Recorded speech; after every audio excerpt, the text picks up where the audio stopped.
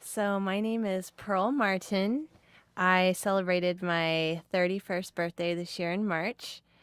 Today's date is September 13th, 2015, and we are in Sacramento, California. And I am with my ultimate best friend in the whole world, Leanna Knutson. And my name is Leanna Knutson. I'm 30 years old, almost 31. And today's date is September 13th, 2015. And I'm in Sacramento, California. And I'm here with my ultimate best friend of all time, Pearl Martin.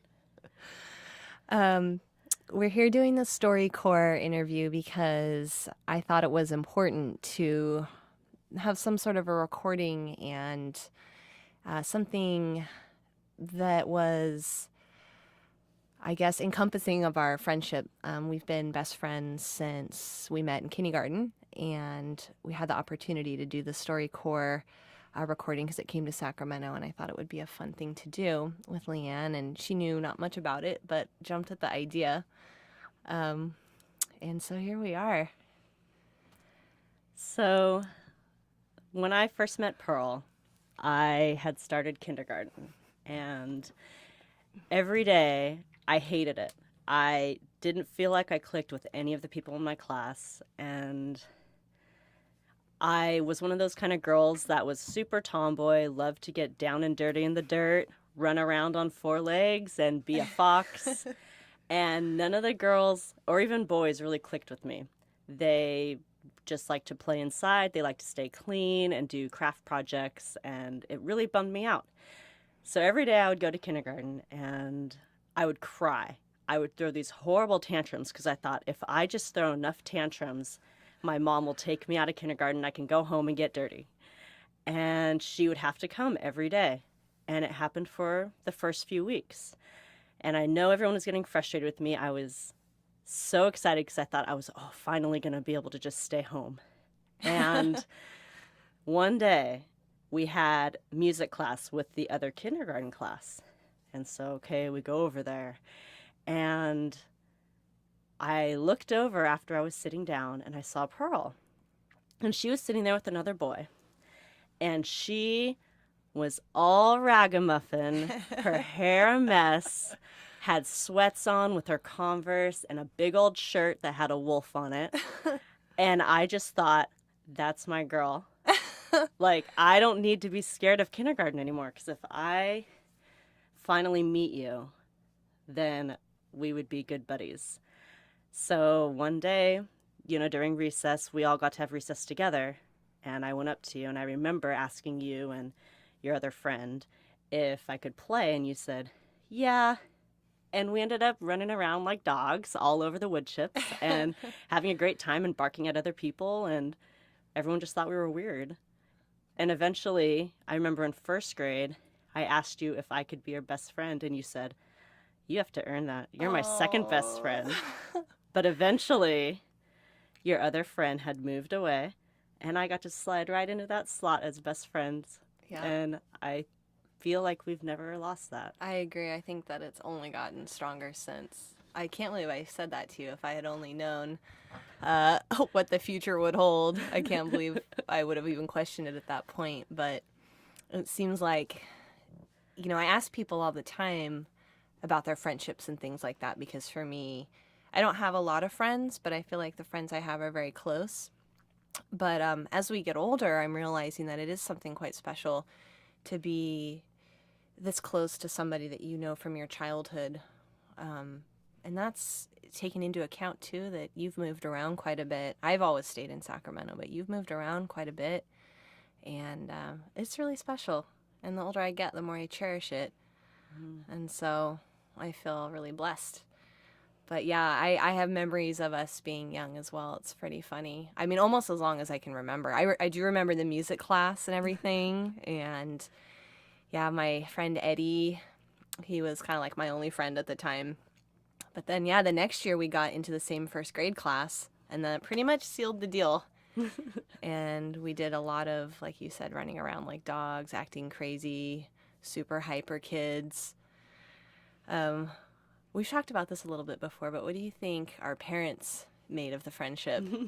I think that before my mother was very stifling of my free spirit. And your dad was very open-minded about it and gave us, I think, the independence that I was craving as a child as well as what you wanted. And I think my mom gave you a little bit more structure Yeah. in terms of you can't do this or that because you might die. Probably needed. Yeah. Kind of like the yin and yang, I guess, Yeah. for our parents. But I think if we had never met and we didn't have the influence of the other parent, that we would have not only turned out really different, but maybe been lacking in certain Sure. aspects, you know? I mean, and also, I'm so grateful to your family, actually, because after my mom passed away, your mother is definitely like a huge female figure in my life, you know, especially growing up, a very strong figure. So that was something that was, I think, a huge influence in my life for sure. Mm-hmm.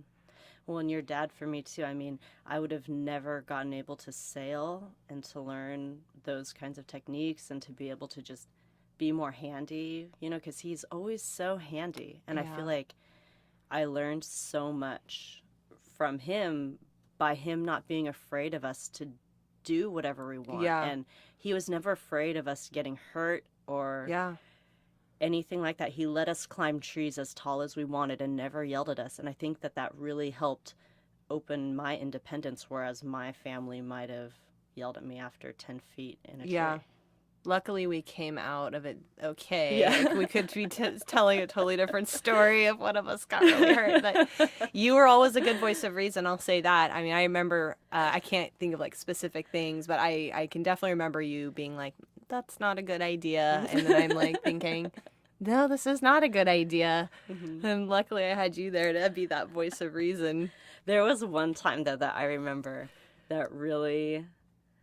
like, I just rolled my eyes at, and it was on your birthday, and you climbed that birch tree in your yard. Story. It is so funny. So we always would climb this birch tree at your house, and we're going up, and I get down after the usual level, but today was your birthday, and you were going to do what you wanted to do and go up to the very top where the branches were thin and rickety. And of course, I'm down on the ground already, and the branch breaks, and you fall and grab onto one. I don't even know how you could do that. That's like strong monkey power. Survival, man. Probably just instinct, but... But you were like barely holding on. Your arms hurt, and I remember you were yelling, and you're like, help, help. I can't get down, and I can't pull up. And your brother comes out with a wheelbarrow. Like, that's going to be softer than the ground. And I say, don't let go in the wheelbarrow. Go on the ground. That's softer than a wheelbarrow. And Mike was saying, no, this will be fine. It'll just catch you, like scoop you right up. Yeah. And you let go. And you fall in the wheelbarrow, and it flips and breaks your nose. Yeah, on my birthday. And I obviously, I did not laugh at the time, but I definitely was can like, laugh now. Yeah. Oh, man, I remember like, told you so. Crying so hard. See, we should have listened. My brother should have known better. He should have known better. He was older. But it's a funny story now. But yes. Yeah. Things like that. Perfect example. Voice of reason. It was good to have that. Mm-hmm. But yeah, we were definitely lucky to have a lot of freedom too that my dad gave us. Mm-hmm. And we never felt like we were doing anything weird or strange either. Mm-hmm. You know, running around acting like dogs and foxes and stuff. Well, and I definitely feel like we did that till we were much older than we probably should have. Yeah, I mean, that's true. At least into 12-year-olds or more. Yeah. But it was nice because you and I were so close. Yeah. That it didn't matter what anyone else thought. Yeah. And we even had people who thought it was cool and kind of wanted to join the pack, but we were too tight to ever really allow anyone else. I mean, we might play with them a little bit, but we always kind of just stuck together as a pair. And even though you had extracurricular activities that I wasn't into and I had my own stuff, I feel like that really added to our relationship because we were both really independent people and able to have our own lives as well as be best friends. Yeah. I think too, It's funny you say that because I wanted to mention that, like, how over the, in elementary school, you're good opportunities that you might even be in the same class some years, so we get lots of time together, and then different classes sometimes. We'd still hang out recess and stuff, but I think the challenge came a little when we got older, getting into like high school. You learn your own unique new friendships and things like that. You're exploring, like you say, your own extracurricular things, and that was a good challenge for us, I think, especially because you change so much during those years too. And even though sometimes it seemed like there were stretches where we didn't get to see each other often, we would do things like take trips, go down to Disneyland, things like that. And so we got through the challenges. And then when you moved away for school, that definitely was going to be like one of the bigger tests for our friendship. But in a way, I mean, it makes you closer. It makes us closer. Yeah. Well, and even when I went away to school, you were still visiting like at least once a month, if not more. Thank God I moved to a place that, we both loved. Yeah. And I think that really helped bring us together too, because we were doing new things together there. And we were also experiencing new parts of our lives that were really fun together. Yeah. And because you would come and visit, we would be in a new environment and we would be able to try all these new things without other interferences of Sacramento. Yeah. Like we all know Sacramento, and we could have gone to this coffee shop here, but then you get a phone call from your dad and you have to go, or some other friend or something, or I would, but there we had no one else to bother us. And so we were able to just really develop a new relationship. Yeah. It was great to see you really grow too when you were up there in Humboldt, because it was, the first time you really move away, and then under the circumstances that you had to, with some kind of last minute, major changes in your life. That was fun. I think that's a great way to look at it, actually. Like, we were out of our element. We got to learn and explore new things, and what a place to get to explore too up there. Yeah, that was pretty amazing. And then where else have you? You've moved around quite a bit. Yeah. Everywhere I've moved to has been awesome. That's pretty awesome. You get to have experienced that. Because we were in Tahoe and then Nevada City. And now I'm back in Sac, but hopefully Placerville soon. Yeah. And then Hawkins Bar. So I've always admired that a lot. Actually, that's definitely something that I could say I'm really proud of about you, that you did, because I really admire that. Like, I've never left Sacramento. I pride myself. I get to travel, and I do take any opportunity I can to do that. But to really pick up and move is really hard and scary. And I think that shows a fearlessness in you that I really admire. That's for sure. Well, and I do have to say that at like one point when I felt like our relationship was deteriorating a little bit was when we were in junior high and you got really heavily involved in vaulting. And I just wasn't into it, although I would participate with you sometimes because you wanted, to practice and stuff like that. And vaulting is gymnastics on a horse, essentially. It's crazy. I can't believe that your dad let you do it, although we've talked a lot about it and I understand why now, but people broke their arms all the time, and it's, okay, the first thing you do is you get on a horse and you learn how to fall properly so you don't hurt yourself. That is the first thing, what? And then Pearl, who loves horses, she did, jumping and everything else too, and so I had to get into horses a little bit. You were such a good sport about that. Oh my gosh. I actually that's a great memory, I think, is worth sharing.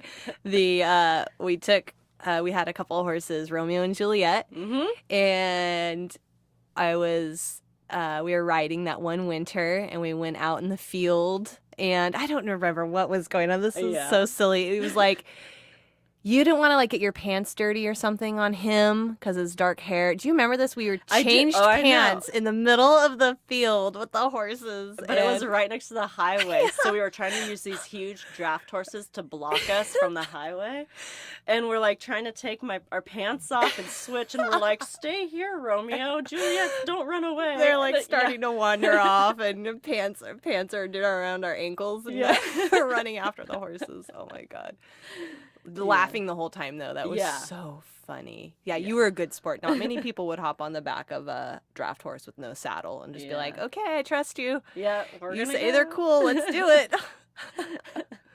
Yeah, and it's a good one. Yeah, and those, I think, were the experiences because you were, like, really involved with vaulting and with the people there, which is fine, you know, to develop those relationships. I'm glad you were so passionate, but I felt like at the time, that was where we were able to connect, as if I did participate a little bit and I did, like, you know, go along with it. And it's great for me now because we have these hilarious stories of me. Like, I don't want to get on a horse. I don't want to do this, but you're going to make me, and I want to be friends, so I'm going to get on this horse. Yeah. And we're going to do this. The funny thing about it is riding horses is not easy and not especially intuitive, really. Mm-hmm. And you, who I've dragged you around to many horse things now throughout, you know, our friendship, are actually, like, pretty good on horseback, considering that you've never actually sought this out on your own. Yeah. And so it's kind of funny. That's, like, one of those secret skills. Maybe bust that out one day and impress somebody. Yeah. Well, and that is also funny because I was talking about it with my boyfriend just yesterday and how you would never guess that I know so much about horses. I actually can saddle a horse, ride it around, clean it, pick its little hooves, and do all the stuff to take care of it, all because of you. And because I'm not horribly passionate about horses, I never talk about it. But it is the secret skill that I've learned from you. And I feel like a lot of the things that you had, that's why it comes back to just how we never get bored with each other because we have such different interests that, like externally, that we can come together, force each other to learn these goofy things, and then it actually enriches both of us as a person. Yeah, that's awesome to think about it that way. Yeah. And even though I did it, you know, him and Han the whole time, it was still, you know, a great experience now. And the stories are just silly. Those are, funny. Or the Mexico story. Maybe you should tell that one. Yeah. So another horse story. We'll do one more horse story. Unless another one pops up. But this was in high school. This was one of those trips that I was just kind of talking about earlier that, you know, we weren't especially hanging out all the time. And our dads took us down to Mexico. And the purpose was like to go sailing. Yeah, we took the trimaran down. Yeah, and we were gonna sail around the point and then into Mission Bay. Right. Which even after the horse story was a huge story in itself. Yeah. Oh gosh. The sailing adventure didn't happen for other reasons, but the horse part of this whole thing was in Ensenada and probably in lots of parts of Mexico. I don't know. We only made it down that far before we ended up going back to the States, but. You know, of course, I see on the side of the road, this guy's got some ponies, and you can ride the ponies. And I'm like, anytime I see horses, even to this day, it's just like, oh my God, look at the horses. So apparently you can just pay this guy and pick out a pony and go on a ride. And without a guide, by the way. I think that most people are supposed to have a guide, but it's one of those things where... Yeah, I don't know. Maybe you can get away with it too. Like we didn't have one. I know that. We didn't have a guide, and I can't remember if that's because we took off running. Because I feel like we did start with a guide, maybe, or I can't remember. But anyway, he's got all the ponies lined up, and you know, I'm trying to communicate with him. And I remember asking for his fastest horse. Which probably at this point, Leanne's going, oh, great, what's going on? And sure enough, he hands me this really adorable little white pony who turns out to be extremely fast. And then Leanne, you know, they let you pick the horse you want, which would never happen here. But you asked, I think, what do you say? You want a cute one or something? Yeah, and I picked the flea-bitten one because I was like, oh, that's different. And you never see flea-bitten horses. Yes. So. And it was really cute. It was kind of a red roan color, too, on top of that. So it was cute. And so we pick out the ponies and... we pretty much take off, I think, as soon as we're out of sight of the guides. we basically take off running. And horses have a herd mentality. So my pony is flying. And of course, the other pony's like, okay, we're running. I don't know why, but we're moving now. And so we're flying down these kind of open beachy area, kind of flat, space area, just hauling ass. It is crazy fast. I mean, even for me who ride, I'm just like, okay, we're really moving now. Once you get them going, sometimes it's hard to pull them back. And we come running up to a ditch, which is oh shit. And these little ponies jump the ditch. And Leanne is right there with me, galloping on this pony at this point. And we basically run them until they're pretty much starting to slow down on their own, and we can pull them up to a stop and look behind. There's no guide there. No one's here with us anymore. And we just continued with our ride, and then we turned around, and I always felt kind of bad about this, but they're pretty sweaty when we bring them back. But I think we paid them extra, and that was just such an amazing memory. And you were such a good sport about that. I can't think of anybody who doesn't ride regularly that would have been able to hang on, because when a horse is in a full out gallop, that's hard to sit, even if you're a rider. And even based on when we've talked about the story afterwards, it sounds like a lot of people never even run their horse to a gallop, their personal horses, because it's so dangerous and bad things can happen. And we were running on uneven ground. They jumped a fence into a field, and there could have been gopher holes. And oh man, I'm just hanging on for dear life. And I'm thinking, this horse is going to hit a hole, and we're going to fall over. It's going to squish me, and I'm just going to die. And I can't stop this horse. We're just following Pearl. Okay, I got to trust this horse. This is a perfect example of, I think, the two styles, me kind of probably going a little out of control here.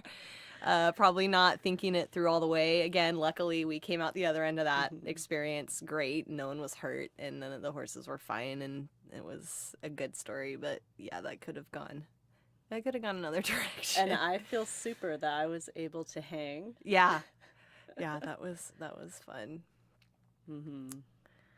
Yeah, so those were. What was that trip through high school? That was one of those that definitely I'm glad we got to take. Memories I'll remember forever. And then lots of trips to see you when you were in college and when you lived in other places. Always good memories. I'm trying to think of. Well, and even now, that special thing that we started a few years back. Yeah. So one thing that we started doing that I'm pretty proud of, and I really hope this inspires other people. So this is an idea worth sharing if you're receptive to it. But we started to have a best friend anniversary. I don't remember how I thought of this. I think it was the idea actually was because at the time you didn't live in Sacramento. And, I was in a relationship that was getting serious. You were too. And it's hard to find the time, with life and with work and the relationships, because you have to put a lot of energy into all those things. So I thought if we can just get together for once a year, even if just once a year, I know that's not ideal, but if once a year we could get together and spend a long weekend together and celebrate our friendship like an anniversary. And have it just be the two of us. Just the two of us. And we do whatever we want. Yeah. No guys, no nothing. Just we go to a new place or the city or something and just be together. And you were totally open to it. It was one of those silly ideas where I thought it was genius. And you were open to it, and it was awesome. And so for our first one, we went to San Francisco and spent the weekend there, literally just walking around, catching happy hours, eating at Tartine. Oh my gosh. We both love food a lot too. So this was getting to combine a couple of things that were important to us. And we were lucky that we're so close to San Francisco. Yeah. In fact, we had so much fun. We ended up just doing San Francisco again this year. Went back to Tartine, of course, amongst other places. And we hit a few other new places, so that was always nice, Yeah. And I don't go to the city very often, because I feel like the other reason why we really started it was because I was living in a really rural area that was really hard to get to regularly. That's right. so this was an opportunity for us to be able to go somewhere and be more social and Yeah. be able to, do fun things that don't require hunting and fishing and all Yeah. that fun stuff for me. Yeah. But that's a lot of energy and work. So, Yeah. and even when you had brought it up, and it was, again, one of those genius ideas of Pearl, and I thought, this is so ridiculous. A best friend anniversary. I hardly have an anniversary with my boyfriend. Like, this is so I don't silly. think I do an official one with my boyfriend right now. Oh, it's kind of Yeah. sad, but But yeah, but then I said, okay, let's do it because it'll be important to you. And lo and behold, not only is it now the best idea, but other people really love it. And I think it will catch on to other people, Yeah. and that they can have those moments to like really cherish their friendships, even if they're not as long as ours or whatever else, that they can try to make more time for the people that they do love. Yeah, I mean, and it just gets harder when you get older too, to find that time. But if you're truly, have something special connection with somebody, you can kind of pick up where you left off. And even if it's just a one-day thing, or maybe you're lucky and you get to take like a long weekend like we've gotten to do, it's important to make that time. I think we've inspired a few people. I mean, we were this last time around in San Francisco especially, I mean, I was like making reservations and letting the people know this was for my best friend anniversary of over 20 years. And I kind of was throwing it out there just to get people's reactions, but I would say every reaction I got was, that's great. That's so awesome. I never thought about doing that. Like, congratulations to you and your friend, and have an amazing future. And, it was awesome. And yeah, I can't wait for the next one. Yeah, I definitely agree. Yeah. Well, then that's a great thing to think about, though, is what really, what do you think about the future and expectations? Future, I mean, I feel like, I'm really enjoying, getting older and what my like present and future is going to be holding for me. I get more of my stuff together in life, and I'm really refining what I love and what I like to do. And I'm in a position too now where I can, you get older, you can afford to do the things that you want to do a little bit more. And so I think the future for us is really bright, actually. I mean, I definitely don't see you being in Sacramento too much longer, so it was amazing blessing and awesome opportunity to have you here that I think, and I hope for your sake, will be few and far between, because you've outgrown Sacramento, and it's a place you can come back to for friends and family. But it's like a little bird, you've got to be kind of like set free. Sacramento is not really your home, like long-term wise, I guess. So I'm looking forward to many visits to wherever you tend to be. I'm hoping maybe back up in Humboldt. You seemed especially happy, or maybe even Washington or Oregon. I wouldn't mind visiting there. I'm hoping you don't leave the country. That might get a little bit more difficult. I definitely, when I think about the new places that I may go, I think about your opinion too, actually. You've asked me before, yeah. Because it's important to me, because I want, and of course I would come and visit you too, but I want you to feel comfortable and have fun to come visit me wherever it may be. Because I think it's even, to me, it's nice for you to even get out of Sacramento. I love it. And, yeah. Oh, yeah. Be able to experience a new town or whatever. I love it. When I used to drive up to visit you in Humboldt, it was like, I was so excited that morning. I'd just be like up early in the car, got my CD in the car, listening to my tunes. And it was like, I mean, I must have had just a big smile across my face. Like, I'm getting out of town, Sacramento, like escaping. Phone's going to be, out of service. Yep. It's a nice, I love Sacramento, but you got to get out of Sacramento a lot to really take advantage of what the city has to offer. It has... That's funny to think about. That Sacramento, what it has to offer is, I think, what's around it. Not just the city itself, but getting out of Sacramento makes you happy to come back. But who knows? Maybe I'll be moving somewhere too. Although it's something I've never really. I'm not driven as much, I think, to get out as you are. But you lead a lifestyle that Sacramento is not very complimentary to. Yeah. You have some really unique skills that are wasted here. Mm-hmm. But you benefit from smoked salmon. Yep. So Leanne is so smart and so just, if it's the end of the world and the apocalypse is happening or like the zombies start to come, you definitely want to be with Leanne, because not only will you be surviving, but it would be on a pretty gourmet level even, I think, until things get really hard. But like, this woman has taught me about mushroom picking. I mean, even finding some very rare and unusual mushrooms. How did you, was the first time you did that really when I was with you on that? Yeah. You tell that story. That's a good one. Well, we just had an opportunity to go out with a Native American who's now my partner, and he offered to take us to go mushroom picking with his brother, and I said, yes, let's go. And it was the same weekend that you were coming to visit, and I told you, we have this opportunity that I don't know if I'll be able to get it again. And I had been trying for a long time to go mushroom picking, but people are they're sticklers about their spots. They don't want you to know because they think you're going to come in later and pick.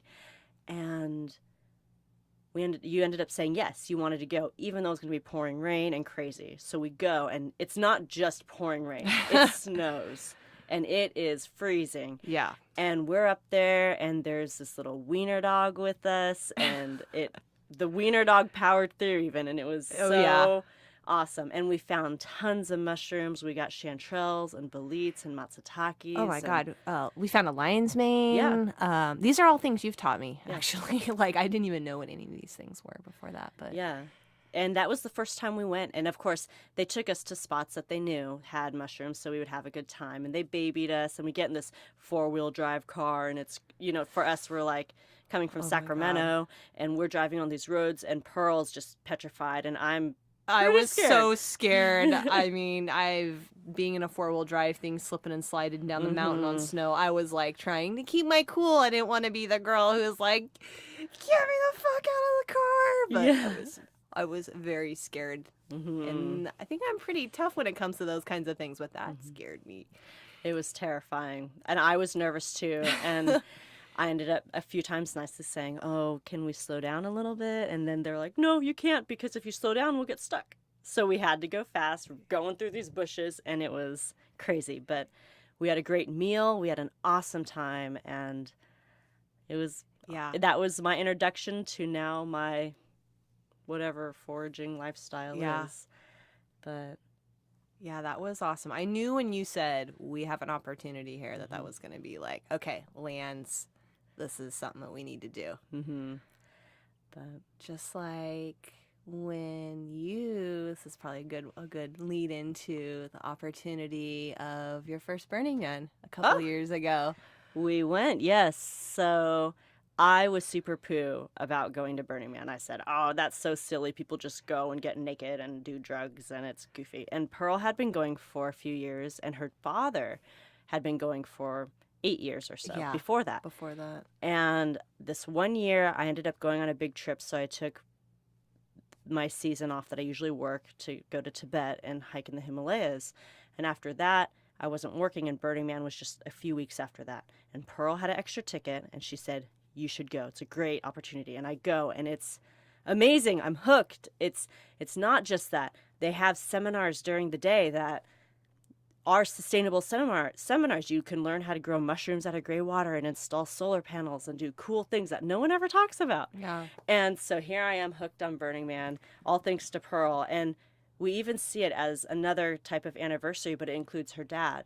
Yeah. Because I don't get to see him very often, and he is such an important part of my life that it's a great time. It's it's funny because people ask me like, well, why do you go? And I'm like, well, this may sound kind of funny, but this is actually a reunion of sorts with my dad and my ultimate best friend, who at this point is family. So this is why I say it's a family reunion, because my family is very small. My very close family here is just my dad and I, and then Leanne, she's in town, and so I encourage any best friends or father-daughter combos or any people that are close. This is could be a really fun thing to experience. And we've gotten to go the last 3 years, and that's like a blessing, you know, that you, me, and my dad, we're still around. Mm-hmm. Let's try and get out there as often as we can. And I feel really blessed that we get to do that. Yes. This year was just amazing too. Mm-hmm. Despite the weather, it was cold and dusty, but it was really, really fun this time. Mm-hmm. Well, can I ask a question? Yeah. You guys have known each other for so long. Can you talk a little bit about how the other one has changed? And Oh, how that's a your good relationship idea. has changed? That's a good idea. Well, Leanne, I would say she's changed from what I can see. I mean, you've always been so bright and so intelligent and such a strong woman, I think also thanks to your mother. And you've really found the unique things that make you happy, like the hunting and the foraging, and really jumping into things like that are a big unknown. And those are can be very scary and lonely situations that you've gone into.